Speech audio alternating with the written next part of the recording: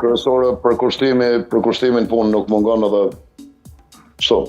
Patjetër. Kryetar, si kemi punët me kontratën kolektive andej, pra sa ka ndikuar kjo tek punimet dhe tek mbarvajtja e proceset të cilat tashmë ka nisur pra në dyqan?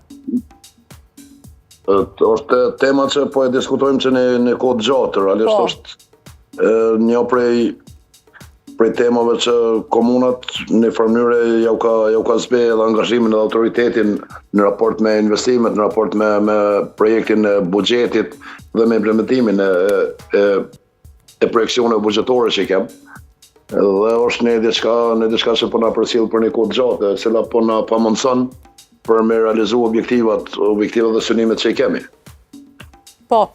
Dua t'ju pyes fare shkurt të kryetar që të mos t'ju marr më shumë kohë për planet që janë me qendrën Dacak pra në Deçan. Nuk është një problem që kemi hasur vetëm në Deçan, realisht. Kemi diskutuar edhe për në komuna tjera, por si qëndron Deçani në menaxhimin e këtij problemi?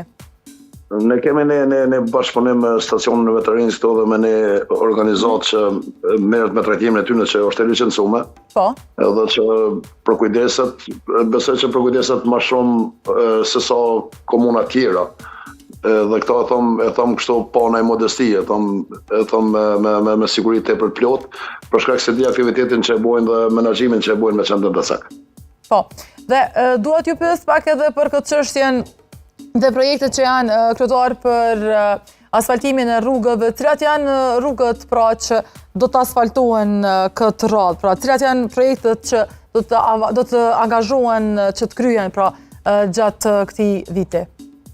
Ne kemi dy kontratat të nënshkruar si komunë. Një kontratë është për rrugë të vendbanimeve, që janë rrugë të lagjeve, janë rrugë që lidhin fshatin me lagje të caktuara ose familje të caktuara, kurse kemi edhe këtë rrugën me 4 kursi që është prej Lëbushit në drejtim të Strelësit, e cila është në fazën e punimeve.